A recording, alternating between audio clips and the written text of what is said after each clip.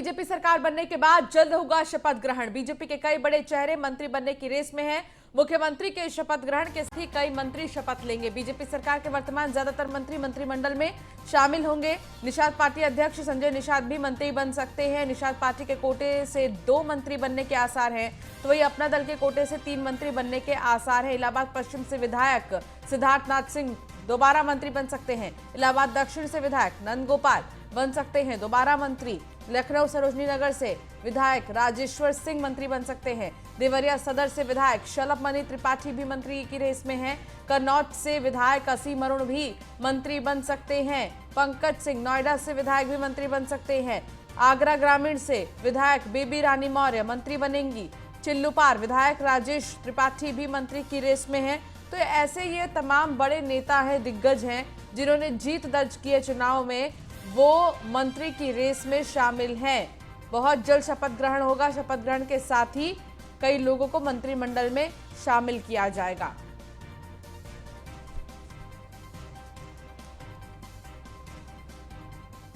तो सूत्रों के हवाले से इस वक्त की बड़ी खबर बता दें, केशव प्रसाद मौर्य केंद्रीय मंत्रिमंडल में शामिल हो सकते हैं। विधानसभा अध्यक्ष बन सकते हैं। सुरेश कुमार खन्ना, मंत्री ब्रजेश पाठक और सतीश महाना को बड़ी जिम्मेदारी दी जा सकती है। चर्चा में है बीजेपी प्रदेशाध्यक्ष स्वतंत्र देव सिंह और लक्ष्मीकांत वाजपेयी को सरकार में बड़ी जिम्मेदारी मिल सकती है।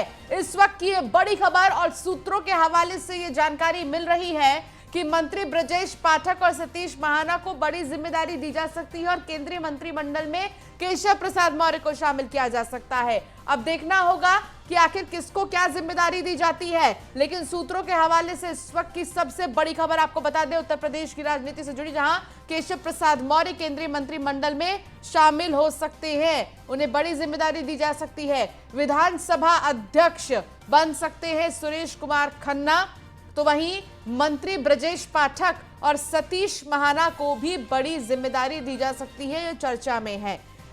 फिलहाल डिप्टी सीएम केशव प्रसाद मौर्य की बात करें अगर, तो कहा जा रहा है, सूत्रों के हवाले से जो जानकारी मिल रही है उसमें यह बताया जा रहा है कि केंद्रीय मंत्रिमंडल में शामिल किया जा सकता है।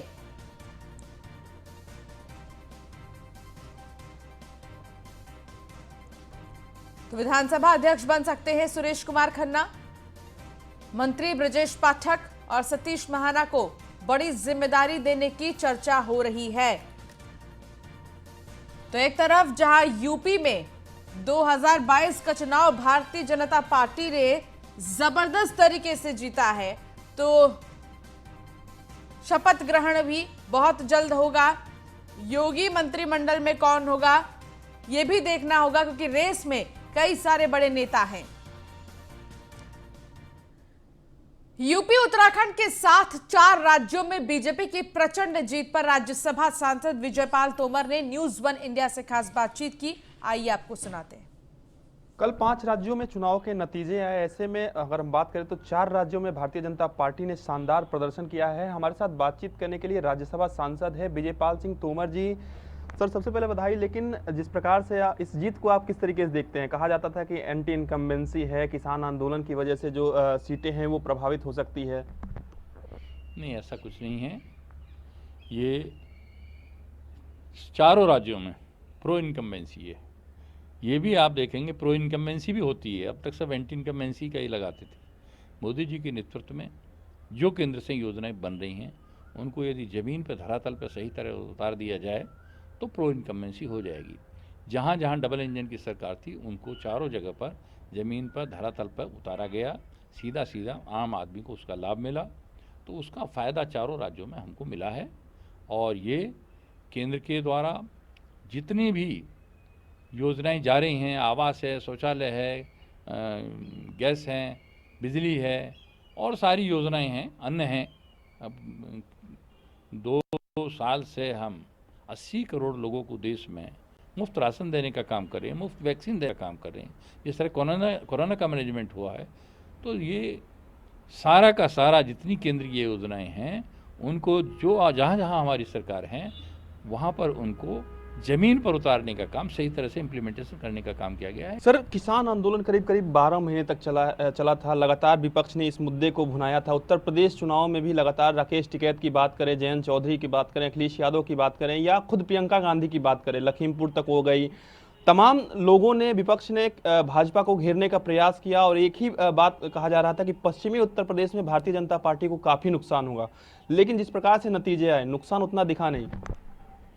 किसानों ने जवाब दे दिया कि वो आंदोलन किसान नहीं कर रहे थे, ये किसानों का आंदोलन नहीं था बल्कि किसान विरोधी आंदोलन था। इस वोट के द्वारा ये साबित हो गया कि मोदी जी के नेतृत्व में किसानों के हित में 3 कानून बनाए गए थे और सारे देश का किसान उन कानूनों के पक्ष में था। इन चारों राज्यों में, ख़ास तौर से पश्चिमी उत्तर प्रदेश की और उत्तर प्रदेश की बात करता हूं, मैंने पहले भी कहा था पश्चिमी उत्तर प्रदेश का किसान अपने खेत में काम कर रहा था। आप कानून व्यवस्था की बात कर रहे हैं। मुख्तार अंसारी के बेटे हैं अब्बास अंसारी, प्रत्याशी थे सपा बसपा के गठबंधन के। उन्होंने चुनाव प्रचार के दौरान कहा था कि हम अखिलेश भैया से बोल कर आए हैं कि सरकार बनने पर भैया किसी की भी अधिकारी की ट्रांसफर पोस्टिंग नहीं होगी, पहले हिसाब किताब किया जाएगा। अब तो सरकार बीजेपी की बन गई। देखिए, बीजेपी की सरकार बदले की भावना से कार्रवाई नहीं करती है, लेकिन उस समय भी ये कह दिया था चाहे कोई भी हो, जो इस तरह के माफिया हैं उनके खिलाफ कार्रवाई होती रहेगी। लोगों ने ये समझा था कि चुनाव आयोग है तो अब तो गुंडे ही करें। कई जगह गुंडई हुई, तोड़फोड़ भी हुई, हमारे नेताओं को साथ गांवों में बदसलूकी करने का काम किया गया। उन्हीं गांव में हम जीत के आए हैं। धन्यवाद सर। तो ये थे हमारे साथ भारतीय जनता पार्टी से राज्यसभा सांसद विजयपाल सिंह तोमर जी, जिनका साफ तौर पे कहना है कि जो प्रचंड बहुमत मिला है भारतीय जनता पार्टी को, उसमें जनता का आभार है और निश्चित तौर पे जो बुलडोजर है वो माफियाओं के अवैध कब्जों पर चलता रहेगा। वीडियो जर्नलिस्ट नयन गोसाई, वीडियो जर्नलिस्ट राम त्रिपाठी के साथ पीयूष तिवारी, नई दिल्ली। देवरिया सदर से नवनिर्वाचित बीजेपी विधायक शलभमणि त्रिपाठी ने मुख्यमंत्री योगी आदित्यनाथ से शिष्टाचार मुलाकात की। इसकी तस्वीर आपको हम दिखा रहे हैं। शलभमणि त्रिपाठी देवरिया से चुनावी मैदान में थे और जीत उन्होंने दर्ज की है। उसके बाद शिष्टाचार मुलाकात शलभमणि त्रिपाठी और सीएम योगी की।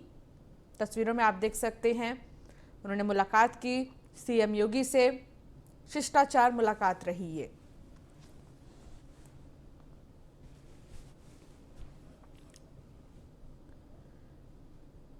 प्रयागराज की हॉट सीट इलाहाबाद शहर पश्चिम सीट से मैदान में उतरे योगी सरकार के मंत्री सिद्धार्थनाथ सिंह ने जोरदार जीत दर्ज की है। सिद्धार्थनाथ सिंह ने अपनी जीत के लिए क्षेत्र की जनता का आभार जताया है। हमारे संवाददाता आलोक मालवीय ने सिद्धार्थनाथ सिंह से बातचीत की। जीत दर्ज की है, वो हमारे साथ है। इस बार बाबा का बुलडोजर कैसे चलेगा बताएंगे आपको। किस तरह से बुलडोजर इस बार चलेगा?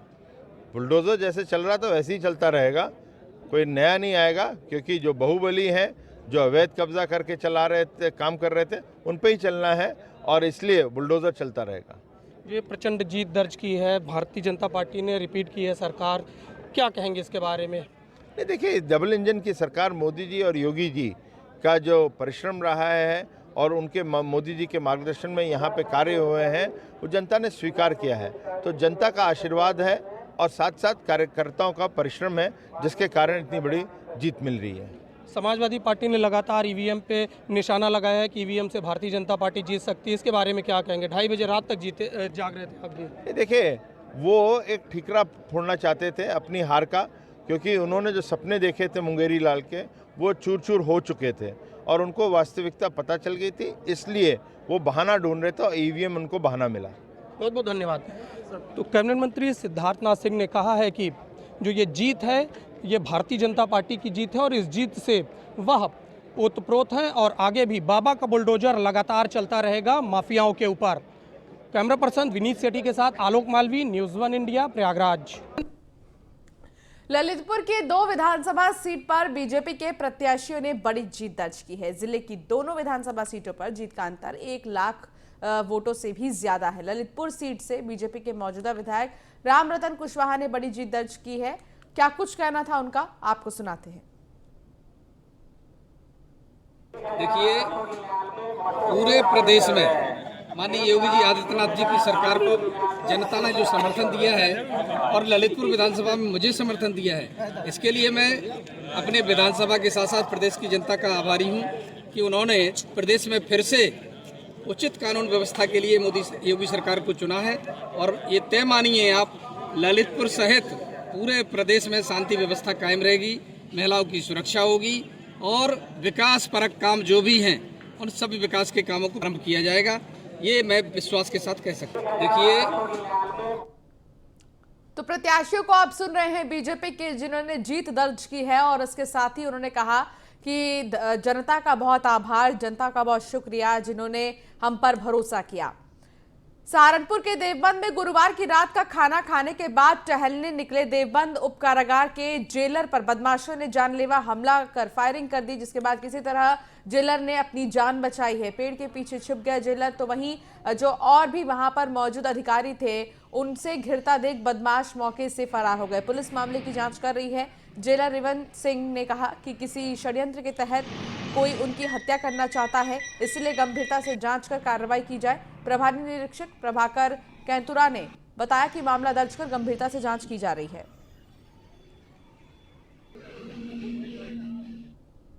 रात को 8 बजे के लगभग है।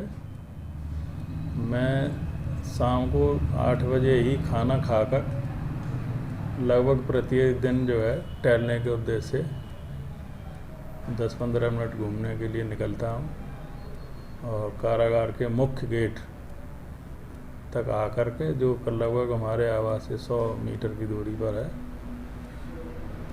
तो कल रात 10 मार्च 2022 को लगभग 8 बजे या 8:05 के आसपास हुए होंगे, मैं कारागार के मुख्य गेट से वापस अपने आवास की तरफ जा रहा था, तो रास्ते में फायरिंग की आवाज़ सुनाई दी। तो मैं समझा कि कोई पटाखा इत्यादि चल रहा होगा। जब मैं और आगे बढ़ा तो मुझे दिखाई पड़ा बाउंड्री वाल के बाहर के 2 व्यक्ति तमंचे से फायर कर रहे थे हमारी तरफ को। फिर मैं और बढ़ा आगे तो गेट की तरफ, तो वहाँ फिर फायर किए उन लोगों के द्वारा। तो वहाँ जेल वार्डर शरद, जेल वार्डर गिरी प्रसाद एवं PAC आरक्षी सचिन भी वहाँ मुझे मिल गए गेट के पास। ये घोसी से दारा सिंह चौहान ने 22,000 से ज्यादा मतों से जीत दर्ज की। न्यूज़ 1 इंडिया से बात करते हुए दारा सिंह चौहान ने क्या कुछ कहा, सुनिए। प्रदेश की नजर मऊ जनपद के घोसी सीट पर थी, जहां पे दारा सिंह चौहान खुद मैदान में थे। ये कयास लगाया जा रहा था कि बीजेपी के कैबिनेट मंत्री दारा सिंह चौहान मैदान में हैं और एक बार लोकसभा से घोसी से सांसद भी रह चुके हैं। वोटरों में भारी पकड़ रखने वाले दारा सिंह चौहान 21,000 वोटों से जीत हासिल कर घोसी के जनता के विश्वास में फिर अपने अहमियत को कायम कर दिया है। अब दारा सिंह चौहान, बहुत बहुत बधाई आपको न्यूज़ 1 इंडिया। चलिए, बहुत बहुत बधाई पांडे जी। लेकिन 21,000 नहीं, 22,000 समथिंग कुछ 22,189 वोट से घोसी की जनता ने जिताया है। विधायक जी, सवाल ये उठता कि आपने जब पार्टी बदली तो ये खलबली मच गई थी कि हो सकता है कि घोसी की सीट फंसे, लेकिन जो सर्वे आ रहे थे, मीडिया सर्वे थे, उसमें भी था कि दारा सिंह चौहान टक्कर दे रहे हैं। क्या कहेंगे अपनी जीत को लेकर? मैं तो घोसी की जनता को बहुत बधाई देना चाहता हूं। जिस तरीके से इतनी मार्जिन से हमें जिताने का, समाजवादी पार्टी के प्रत्याशी को जिताने का काम किया है, पर घोसी को जनता को बहुत बहुत बधाई देना चाहता हूं। कितनी समाजवादी पार्टी के साथ रहे और समाजवादी पार्टी की सीट को जिताने का जिन लोगों ने काम किया है, मैं पूरी घोसी की जनता को सबको बधाई देना चाहता हूं। तो ये कहीं ना कहीं जो नजरें टिकी थी, वास्तव में देखा जाए कि जनाधार, एक जनाधार सबसे बड़ी चीज होती है, वो जनाधार उभर के दारा सिंह चौहान के साथ आया, जिससे साफ है कि इनकी जनता में पकड़ है। न्यूज़ 1 इंडिया के लिए मऊ से प्रदीप पांडे। चुनाव परिणाम आने के बाद अब सरकार के मंत्रियों का सचिवालय आने का सिलसिला शुरू हो गया है। इसी कड़ी में शिक्षा मंत्री अरविंद पांडे और सैनिक कल्याण मंत्री गणेश जोशी, पर्यटन मंत्री सतपाल महाराज सचिवालय पहुंचे। सतपाल महाराज ने चौवट्टा खाल की जनता का आभार व्यक्त करते हुए प्रधानमंत्री मोदी के कामकाज को सराहा और अपने शीर्ष नेतृत्व को अधिक बधाई दी है। तो वहीं गणेश जोशी का कहना है कि युवा मुख्यमंत्री पुष्कर सिंह धामी, जिनके नेतृत्व में चुनाव लड़ा गया, वो प्रयास करेंगे और चाहते हैं कि पुष्कर सिंह धामी को दोबारा मौका मिले।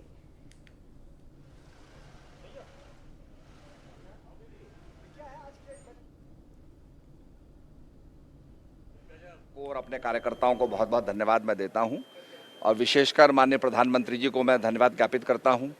उनके नेतृत्व में और हमारे जो शीर्षस्थ नेता हैं अमित शाह जी, नड्डा जी, उन सब के कुशल निर्देशन के अंदर आज भाजपा ने अपना परचम लहराया है और शानदार विजय जो है हासिल की है। ये हमारे कार्यकर्ता जो दिन रात काम करते रहे, उनके श्रम का ही परिणाम है कि आज हम यहाँ तक पहुँचे हैं। मैं हृदय से उन सबको धन्यवाद देता हूँ। उत्तराखंड की जनता को और अपने कीजिएगा, सरदार भारतीय जनता पार्टी का होगा, मंत्री भारतीय जनता पार्टी के होंगे, पूर्ण बहुमत की भारतीय जनता पार्टी की सरकार बनी है।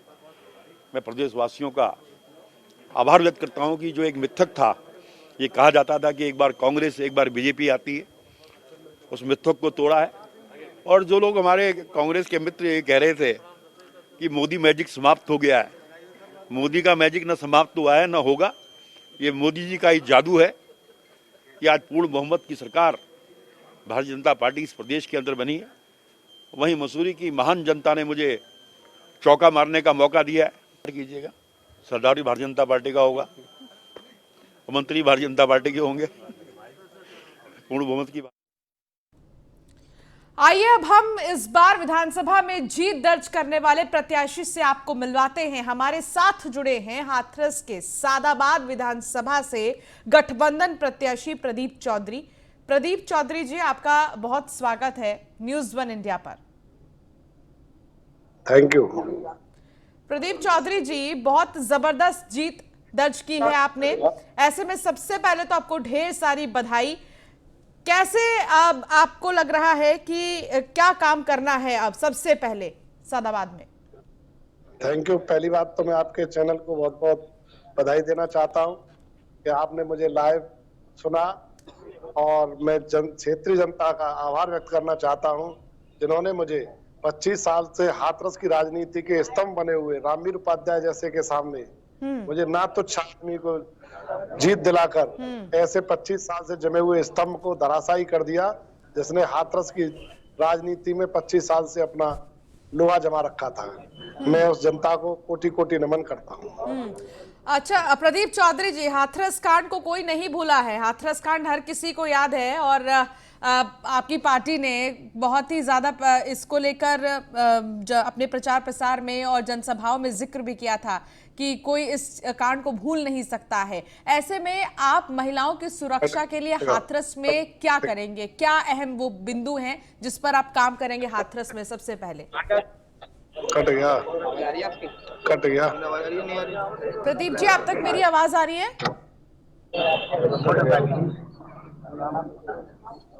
तो प्रदीप जी से संपर्क नहीं हो पा रहा है, दोबारा साधने की कोशिश करेंगे, कुछ तकनीकी खराबी है।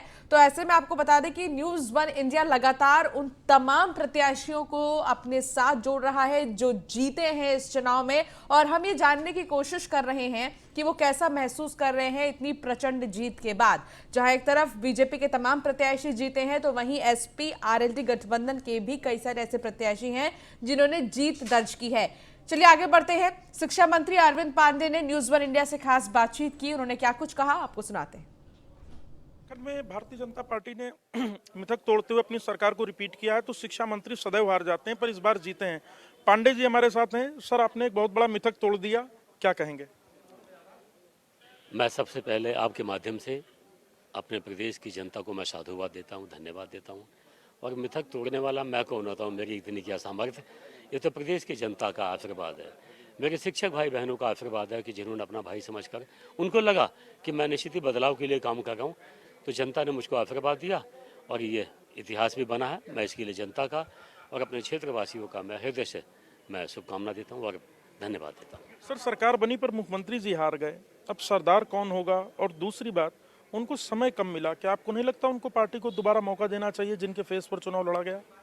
बिल्कुल, हमारे पुष्कर भाई ने बहुत कम समय में इस प्रदेश के अंदर ऐतिहासिक काम किया। उन्होंने वो अपनी विधानसभा पूरे प्रदेश की जिम्मेदारियों को उठाते हुए, निश्चित ही थोड़ी दिक्कत आई है लेकिन कोई बात नहीं। जो लोग लंबी दौड़ के घोड़े होते हैं उनके सामने थोड़े छोटे मोटे विराम आते हैं, कोई खास बात नहीं है, लेकिन उनको इससे कहीं विचलित होने की आवश्यकता नहीं है। हम लोग बिल्कुल उनके मित्र, उनके भाई बनकर उनके साथ खड़े हैं। हमारा पूरा संगठन हर तरह से उनके साथ खड़ा है और ऐसे व्यक्ति को किसी कीमत पर हम कहीं से कहीं तक पीछे नहीं आने देंगे। हमारी उनके साथ शुभकामनाएं, हम सब लोग साथ हैं। और सरदार आगे कौन बनेगा, देखिए हम लोग, ये कांग्रेस नहीं है कि यहाँ व्यक्तिवाद चलता हो, यहाँ संगठन को प्राथमिकता दिया जाता है। हमारे यहाँ संगठन सर्वोपरि होता है, तो संगठन के हमारे अधिकारियों का आदेश होगा, उसका 100% हम लोग पालन करेंगे। तो ये थे अरविंद पांडे, जिनका कहना है कि जो संगठन का आदेश होगा उसका पालन होगा। हालांकि मुख्यमंत्री पुष्कर सिंह धामी को एक मौका और मिलना चाहिए, इसके लिए मंत्री के तौर पर, विधायक के तौर पर वो भी समर्थन करेंगे। कैमरा सहयोगी राजन बड़ोला के साथ सुदीप जैन, न्यूज़ 1 इंडिया, देहरादून। तो लगातार ये सिलसिला जारी है जहां हम आपको रूबरू करा रहे हैं उन प्रत्याशियों से जिन्होंने जीत हासिल की है चुनाव में। हमारे साथ जुड़े हैं बलरामपुर के तुलसीपुर विधानसभा सीट से बीजेपी प्रत्याशी कैलाश नाथ शुक्ला। कैलाश नाथ शुक्ला जी, आपका बहुत स्वागत है न्यूज़ 1 इंडिया पर। आपको ढेर सारी बधाई, प्रचंड जीत हासिल की है आपने, क्या कहेंगे सबसे पहले? बहुत बहुत धन्यवाद आपको। मैं अपने तुलसीपुर की सम्मानित जनता को, तुलसीपुर के सम्मानित मतदाताओं के प्रति हृदय से आभार व्यक्त करना चाहता हूं कि जिन्होंने मेरे में दोबारा विश्वास व्यक्त किया, और अपने देव तुल्य समर्पित कार्यकर्ताओं के प्रति भी आभार व्यक्त करता हूं, वो धन्यवाद देता हूं कि उन्होंने रात दिन अथक परिश्रम करके और मुझे जीत दिलाने में अपनी सक्रिय भूमिका अदा की। अच्छा कैलाश नाथ शुक्ला जी, जैसे ही पता चला कि आप तुलसीपुर से जीत गए हैं, वोटों की गिनती पूरी हो गई और उसके बाद जब ये क्लियर हुआ कि आप ही जीते हैं, सबसे पहला काम आपने क्या किया? सबसे पहले मैंने भगवान को प्रणाम किया, उनको धन्यवाद भी मैं भगवान को दिया कि उन्होंने मेरे ऊपर कृपा की। साथ ही अपने क्षेत्र के कार्यकर्ताओं को जो हमारे बाहर, हमारे आवास के बाहर जमा थे, उनके प्रति भी आभार व्यक्त किया, उनको बधाई दी और फिर कार्यकर्ताओं की शुभकामनाओं को स्वीकार किया। नहीं, लेकिन बलरामपुर की बात करें तो बलरामपुर में कई बड़े दिग्गज आए थे प्रचार प्रसार करने, जनसभाएं करने। अमित शाह भी आए थे, योगी आदित्यनाथ लगातार आते रहे हैं, हर समय आए हैं योगी आदित्यनाथ जी। तो ऐसे में एक इसका भी प्रभाव पड़ा है बलरामपुर पर। निश्चित रूप से आप सही कह रही हैं, क्योंकि हमारा तुलसीपुर मुख्यमंत्री योगी आदित्यनाथ जी का दूसरा घर माना जाता है। तो और मुख्यमंत्री जी हमारे यहाँ प्रचार करने के लिए आए। अमित शाह जी का कार्यक्रम तो बलरामपुर विधानसभा में था, लेकिन वो योगी जी हमारे तुलसीपुर में आए थे और उनके आने का भी प्रभाव पड़ा, उनके सुशासन का भी प्रभाव पड़ा, मोदी जी के जन कल्याणकारी कार्यक्रम है उनका भी प्रभाव पड़ा, और कहीं ना कहीं थोड़ा सा हमारा भी जो हमारा पूरे 5 साल जनता का सेवा का कार्य था, जनता के बीच हमें सदैव उपस्थित रहने का, उनसे मिलने जुलने का, उनके सुख दुख में शामिल रहने का जो एक परिणाम था, उसके कारण जनता का इतना बड़ा आशीर्वाद मुझे मिला। अच्छा कैलाश नाथ जी, जो इतना प्यार जनता का आपको मिला है, आप जनता के लिए क्या करेंगे? सबसे पहले क्या सोचा है आपने कि बलरामपुर के तुलसीपुर में क्या चीजें होनी चाहिए? तुलसीपुर के बारे में मैंने सोचा है कि पिछले सपा बसपा के शासन काल में कहीं ना कहीं क्षेत्र के विकास के दृष्टि से उपेक्षा हुई, चाहे सड़कों की समस्या रही हो, चाहे पुल पुलियों की समस्या रही हो, चाहे बिजली की व्यवस्था रही हो, इन सब में कार्य करने की आवश्यकता थी। मैंने काफी कुछ कार्य किया है, लेकिन तो भी लगभग 2 साल कोरोना का काल चला, इस कारण जो अपेक्षित विकास तुलसीपुर का होना चाहिए वो नहीं हो पाया। बहुत सारे कार्य ऐसे थे जो अंतिम चरण में थे पूर्ण होने के, और सूचना जारी हो जाने के कारण वो पूरे नहीं हो पाए। तो मेरे ध्यान में ये योजना है कि तुलसीपुर के विकास की जो योजनाएं पिछले मेरे ही कार्यकाल में होने वाली थी, उनको मैं पूरा करूं और जो जनता की इच्छा अपेक्षा है वो पूरा करने का प्रयास करूं। जैसे हमारे यहाँ तुलसीपुर नगर में कोई बस स्टैंड नहीं है, तो बस स्टैंड बनाने के लिए भी, बस अड्डा बनाने के लिए भी मुख्यमंत्री जी ने लगभग सहमति दे दी है। जमीन का तलाश किया जा रहा है। इधर हमारा हरिहरगंज ललिया बलकटवा मार्ग, इसके चौड़ीकरण उच्चीकरण की फाइल स्वीकृति के अंतिम चरण में ये होना है।